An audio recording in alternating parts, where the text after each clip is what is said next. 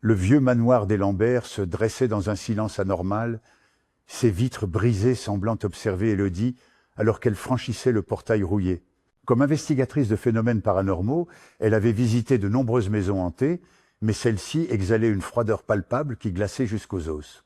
Son enregistreur numérique captait déjà des chuchotements indistincts lorsqu'elle découvrit, dans le salon, aux tentures déchirées, un journal intime recouvert de moisissures. Les pages racontaient l'histoire de l'ancien propriétaire, obsédé par l'idée de communiquer avec sa fille disparue. Soudain, un grattement méthodique résonna dans le couloir du premier étage, rythmé comme des ongles traînant sur du bois pourri. Élodie remarqua, alors que les ombres dans l'escalier semblaient s'allonger anormalement, formant des silhouettes difformes qui se contorsionnaient sans bruit. Lorsqu'elle osa monter, une porte claqua violemment derrière elle, l'emprisonnant dans l'étage.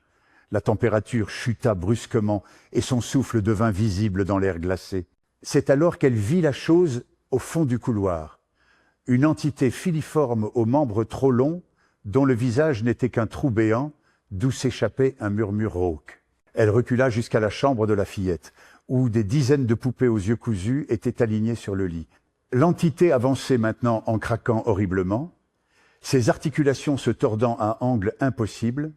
Élodie se blottit dans un coin, réalisant trop tard que le journal qu'elle serrait contre sa poitrine était couvert d'une écriture fraîche qui disait « Tu resteras avec nous ».